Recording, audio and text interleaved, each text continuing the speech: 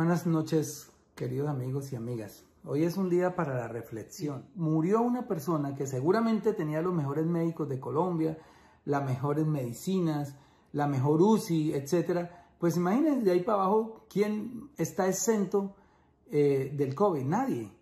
Y por eso la estadística, el 90% de los muertos por COVID, que hoy ya son 52.000, el 90% de los 52.000 colombianos muertos pertenecen a los estratos 1, 2 y 3. Es decir, el COVID está matando a los pobres y enriqueciendo a los ricos.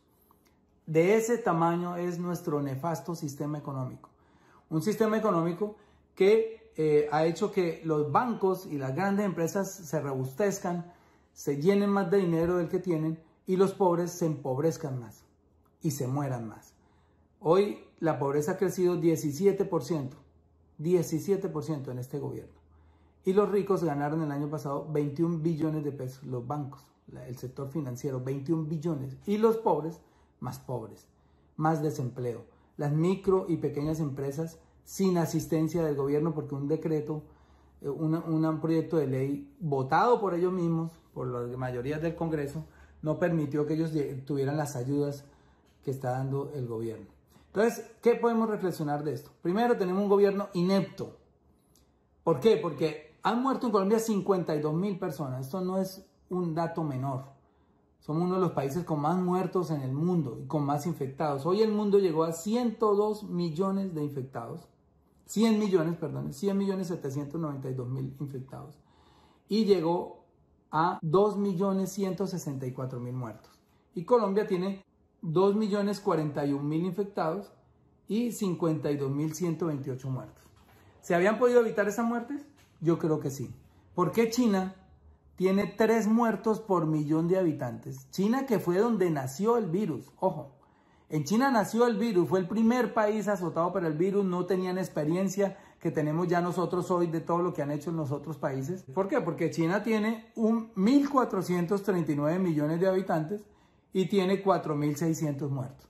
Eso le da una tasa de 3 muertos por millón de habitantes. Colombia, la tasa de muertos en Colombia es de 1.018 personas por millón de habitantes. Entonces, miren la diferencia. China, 3 muertos por millón de habitantes. Colombia, 1.018 muertos por millón de habitantes. Pero si queremos hacer una comparación con un país que tenga nuestra misma población, pues vayamos a Corea del Sur. Corea del Sur tiene 51 millones de habitantes, exactamente los mismos habitantes que tiene Colombia hoy. Y allá han muerto 1.371 personas. ¿Por qué Corea, con la misma población y estando más cerca del epicentro de la pandemia, tiene 1.371 muertos y Colombia tiene 52.000 con la misma población? Porque aquí estamos en manos de un inepto que se llama Iván Duque, un inepto completo. Hizo todo al revés, cerró el aeropuerto tarde, sabiendo que ya el mundo estaba cerrando los aeropuertos con antelación, que estaba viniendo gente de vacaciones de Europa, que fue el epicentro de la pandemia después de China. No cerraba el aeropuerto y dejó que entrara el virus a Colombia y permitió que se expandiera. Eso es el primer error. Segundo error, no mandó a encerrar la gente. Digamos que la medida era buena, encerrar a la gente para que el virus no se expandiera, para poderle hacerle un cerco epidemiológico, pero no le dio una renta básica para vivir. Entonces la gente, cuando ya llevaba un mes encerrada, pues se lanzó a las calles a rebuscarse la plata para vivir, porque la gente aquí, casi el 60% de la gente vive en Colombia del rebusque, es informal, y tuvieron que salir. Y nosotros desde el Congreso suplicando una renta básica. Por favor, una renta básica. Que no hay plata. 1.000 billones de pesos le inyectaron al sector financiero para que se enriqueciera más. Y como consecuencia de eso, ¿qué hay? 4 millones de desempleados más, una banca y un sector financiero enriquecidos con el COVID, con todos los dineros que giró el Banco de la República, al 1,75 de intereses, ojo. El Banco de la República bajó los intereses para que los bancos a su vez bajaran los intereses a las empresas que le estaban prestando, y mentiras, no los bajaron. En enero de 2020 las tasas del Banco de la República valían 4.25 pesos, 4.25%, el interés de la plata que colocaba el Banco de la República a los bancos. Y la tasa de crédito de consumo era de 15.35, es decir, tenían una diferencia de 11,10, ese era el margen, lo que llaman el margen interbancario. La ganancia del banco era del 11,10% en enero, sin COVID. En febrero era del 10% y en abril, con COVID, bajó la tasa del Banco de la República a 3,75, el Banco de la República queriendo dar crédito barato para que las industrias, para que los bancos le prestaran a las empresas que estaban quebrando, y resulta que ellos lo subieron al 18,17, las tasas de crédito de consumo. Y la diferencia se convirtió en 14,42, es decir, más plata para los bancos en vez de estarnos prestando más barata porque el Banco de la República estaba bajando las tasas de interés. Pues después las bajaron al 2,25 en agosto 20 y ellos la mantuvieron en 15,45 y la tasa de intermediación quedó en 13%. Es decir, nunca bajó. Teníamos tasa de intermediación más barata antes del COVID y con toda la plata que le inyectó el Banco de la República a los bancos para que ellos prestaran, para que irrigaran al comercio y a las empresas que estaban quebrando, pues se enriquecieron más los bancos. En septiembre bajó a 1,75, ese es el interés que cobra hoy el Banco de la República a los bancos por entregarles ese dinero. Y ellos lo están colocando a 14,75, a 14,74 o a 14 puntos. Se están ganando una intermediación de entre 12 y 13 puntos. O sea, los bancos son unos agiotistas. ¿Y para qué sirvió el COVID? Para enriquecer más a los ricos, a estos dueños de estos grupos, y para empobrecer tremendamente a los pobres. Hoy hay 17% más de pobreza en Colombia en este gobierno. Entonces, no obstante todos estos errores, vino el peor. Uno que sí ya no tiene perdón. Los demás pueden ser de interpretación. Ellos pueden decir que sí, que no, que primero la economía que la salud, que primero la economía que la vida, etc. Eso es una discusión que en el futuro se va a debatir y sabremos quién la gana. Pero hay una cosa que sí no tiene perdón y es la compra de las vacunas. Eso no tiene ninguna explicación, ninguna disculpa. ¿Por qué? Porque sí la pudieron comprar países más pobres y vecinos. No puede decir el señor es que todas las compraron en Estados Unidos, no fue que las acapararon en la Comunidad Europea, fue que las acaparó China y las acaparó Japón. No. Ecuador compró vacunas, Bolivia compró vacunas, Venezuela compró vacunas, Panamá, país chiquitito, compró vacunas, Costa Rica está vacunando hace rato. Argentina compró vacunas, Chile compró vacunas. Ni siquiera nombro Brasil y Estados Unidos porque son monstruos y de repente pudieran tener una ventaja sobre Colombia. Pero estoy nombrando países con economías similares o inferiores a la nuestra. Y todos compraron vacunas. ¿Menos quién? Menos Colombia. Colombia hoy es de los 11 países con más COVID en el mundo, con más muertos, el único que no ha empezado vacunación. Esto es imperdonable, señor Duque. Usted es un inepto completo. Imperdonable porque por cada mes de retraso que vamos a tener nosotros en la vacunación van a morir 10.000 colombianos. 10.000. Y hoy el ministro es uno más de esos 10.000. Los otros 9.999 no le duelen. ¿Qué pasó con la vacunación? ¿Qué pasó con el gerente del COVID? ¿Cuánto nos costó el gerente del COVID para ser hoy el único país de Sudamérica que no ha empezado vacunación? Dígame la excusa, señor Duque. Dígame, es que no le vendieron a Sudamérica y entonces le creo. No tiene excusa. Ineptitud pura y llana. En diciembre dijeron que empezaban la vacunación en enero. En enero dijeron que empezaban la vacunación en febrero. En febrero dijeron que ahora es en marzo y con vacunas regaladas, las del sistema COVAX. Porque ni siquiera las que hemos comprado van a llegar. Y si llegan, van a llegar unas miles. Y nosotros necesitamos aquí para la inmunidad de rebaño por lo menos 35 o 40 millones de vacunas en su conjunto. Es decir, las dos dosis. Deben ser 70 millones. O sea, no tenemos posibilidad de que en 2021 Colombia alcance la inmunidad de rebaño. Y si la alcanzan otros países, nos vamos a volver un país paria. No nos van a aceptar en ninguna parte porque vamos a seguir infectados.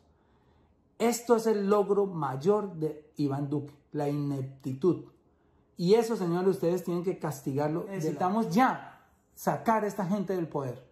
Esta gente que se lucró del poder, que se lucra de la impunidad que les da el poder y los contratos que les da el poder. Hoy por todo el mundo, los hijos de los congresistas enmermelados, los que colaboran con el gobierno, los hijos de los funcionarios del gobierno, los hijos de todo el uribismo y las esposas y todo andan repartidos por todas las embajadas del mundo. Aquí en Colombia todos tienen puestos, todos tienen contratos, dándose la gran vida y mandándolos a encerrar a ustedes sin una renta básica, que es un clamor de todos los congresistas alternativos y del Partido Liberal.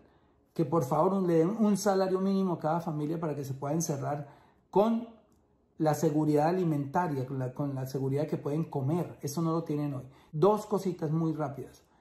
Primera, unirnos para ganar la presidencia. Esto es serio.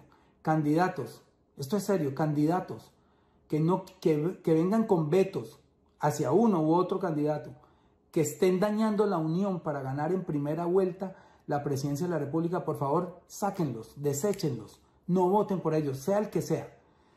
Pongan como condición para votar por un candidato que ustedes tengan de sus preferencias, que tenga que ir a esa consulta amplia para elegir al candidato que derrote al candidato de Uribe en las elecciones. Es una necesidad imperiosa. Los territorios no aguantan más violencia.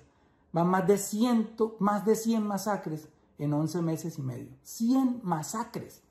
Para que tengan un pequeño parámetro, en 2017, el primer año después de la firma de la paz, hubo 7 masacres. No fue no llegar esta gente al poder, el uribismo, ya van 100 masacres en un año. El año pasado hubo 91 y este año ya van 7. 720 líderes sociales asesinados, 720 personas que trabajaban por el medio ambiente, por su comunidad, por la restitución de tierras, asesinadas. Todo ese conocimiento ancestral de estos líderes en la tumba. Esto es una debacle que tenemos que acabar hoy. ¿Y cómo se acaba? Exigiendo a nuestros candidatos que se unan. Y lo segundo, y aquí también viene una cosa muy importante, un componente importante, eligiendo mayorías para el Congreso. Repito, 55-86. 55-86. Ese es el número mágico. Son 108 senadores, la mitad son 54. La mitad más uno, 55. De ahí sale el 55. Son 170 congresistas. La mitad, 85. Más uno, 86. De ahí sale el número 55-86. La mitad más uno del Senado, la mitad más uno del Congreso. Necesitamos elegir 55 senadores decentes y 86 representantes decentes. No importa qué partido. Verde, Polo, Maíz, Colombia Humana, los partidos minoritarios. ¿Por qué la necesidad? Porque yo se los digo con conocimiento de causa. Me da dolor robarlos a ustedes. Me da mucha tristeza que me paguen un sueldo, a pesar de que lo reparto. Me da mucha tristeza que nos paguen un sueldo por no hacer nada. ¿Por qué? Porque no hay nada que hacer. Esas mayorías apabullantes, corruptas, enmermeladas, que trabajan para un amo del dinero en Colombia, para los amos, para los contratistas que le financian sus campañas, nunca piensan en ustedes, nunca aprueban un proyecto para el pueblo. Porque están trabajando para sus jefes y no para ustedes. Ahí se rompe la democracia representativa. Entonces necesitamos 55 senadores que lleguen a ser la mayoría y voten por el que sea. Hay cantidad de nombres. Hoy no voy a dar nombres porque la vez pasada me puse a dar nombre y me metí en un lío tremendo porque pues se me olvidan algunos o algunos no me habían manifestado que querían ser candidatos, entonces pensaban que yo tenía preferencia. No, voten por el que quieran. Hay mucha gente buena, muchísima gente buena.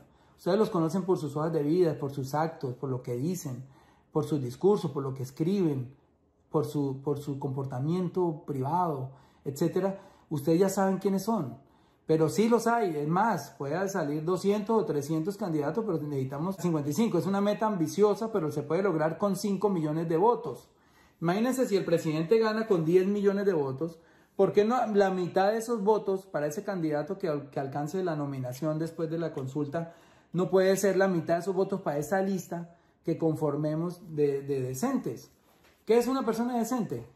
Una persona decente es una que no financia su campaña con dineros privados, que no recibe plata de los grupos económicos, básicamente, porque en la financiación de los partidos surge la corrupción, que si yo recibo plata de un contratista, miren cuántos contratistas financiaron campañas, la MOE hizo ese ejercicio.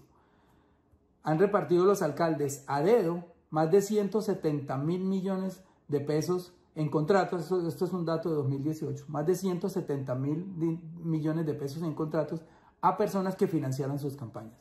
No sé el dato de las gobernaciones, no sé el dato de los congresistas, pero son miles de millones de pesos. Y esto es una práctica que viene de tiempo atrás. Agroingreso Seguro, que es, digamos, de las pocas que se han castigado, le entregó subsidios regalados, dinero del Estado regalado a 34 aportantes de la campaña de Uribe y de Uribito, de Andrés Felipe Arias. O sea, tú me das ¿no? Para la campaña y yo te doy contratos. Eso hay que acabarlo. Entonces un candidato decente tiene que tener primero ese requisito, no recibir dinero de contratistas, ni de narcos, obviamente, ni de grupos políticos, de grupos económicos. Si alguien recibe plata de alguno de esos tres, que va a trabajar por ellos, por sus intereses, para pagarle la plata que le dieron, multiplicársela además, y no por ustedes. Y lo segundo, muy importante acá, y es que hay que acabar con la injusticia de los salarios del Congreso. Nosotros ganamos 40 veces más que el salario mínimo. Que un obrero que trabaja 40 veces más que nosotros ganamos 40 veces más. Eso hay que subsanarlo. Y ustedes vieron en diciembre toda esa indignación que hubo. Yo anoté los nombres de los que se indignaron. Muchos de ellos son del uribismo. En marzo vuelvo a presentar el proyecto de ley que se llama pago por sesión. El pago por sesión subsana dos injusticias. Uno, el alto salario. Me parece que 35 millones de pesos. Por ir 2 veces a la semana es demasiado dinero, pero no solamente son 2 veces a la semana, por ir 8 meses al año. El año tiene 12 meses y a nosotros nos pagan una prima de servicios de otro mes, es decir, recibimos 13 salarios al año por ir 8 meses. Eso hay que corregirlo. Es un mensaje de decencia de los congresistas a la gente que hoy está sufriendo el desempleo, a la gente que hoy gana en la informalidad muy poquito, a la gente del campo que en promedio gana como 450,000 pesos. Tenemos que mandar ese mensaje. ¿Y cómo se logra? Con el pago por sesión, como hoy sesiona el Consejo de Bogotá. Van 6 días les pagan. Van 11 meses, 11 meses les pagan. Ningún candidato que no se comprometa con eso, voten por él. Y yo, que quiero apoyar muchos senadores, muchos representantes, incluso si quieren por mí no voten, no necesito.